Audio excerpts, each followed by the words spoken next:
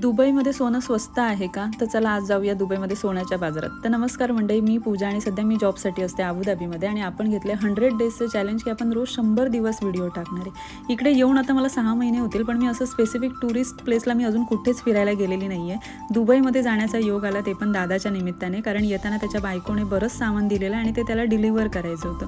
त्यामुळे इकडे गोल्ड सुकमध्ये आल्याला ना तुम्हाला ही सर्वात मोठी अंगठी दिसते. ही जगातली सर्वात मोठी अंगठी आहे आणि तिला गिनीज बुक वर्ल्ड ऑफ रेकॉर्डचं सर्टिफिकेट पण मिळाले.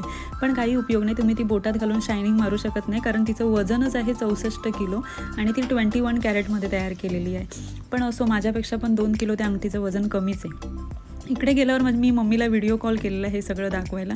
इकडे आल्यावर माझ्या मम्मीने ते मोठे मोठे हार वगैरे बघून, ड्रेस बघून मला म्हणते, हे एवढं मोठं मोठं पण कोण घालत असेल? म्हटलं अगं घालत असेल म्हणूनच प्रत्येक दुकानात कोणतरी विकायला ठेवलं आहे ना. इकडे मी ज्यावेळी सगळं आम्ही विचारलं, मी आणि दादाने थोडंफार, त्यावेळी आम्हाला असं वाटलं की कुठेतरी 1 तोळ्याच्या मागे ना एक 7,000 ते 8,000चा डिफरन्स आहे सोन्यामध्ये, आणि तो 7,000 ते 8,000चा डिफरन्स आहे म्हणून कमी आहे म्हणून आपण इथे आलो ना तर आपले विजा आणि फ्लाईट तिकीटला 40,000 रुपये संपतील. इकडे आल्यावर असं मला वाटलं ना की मी माझ्या मालवणच्या अपना बाजारात फिरते. गो मासे हवे, गो भाजी घेऊन जा असं म्हणतात ना, तसं हे सारखं म्हणत होते सगळ्यांना. सोना खरीदना है, सोना चाहिए, हमारे पास मेकिंग चार्जेस है. Hello ma'am, by want to gold. मग असं मनातल्या मनात म्हटलं, थांब रे बाबा, आत्ताच काहीतरी कामाक लागले, नंतर घेऊया आपण.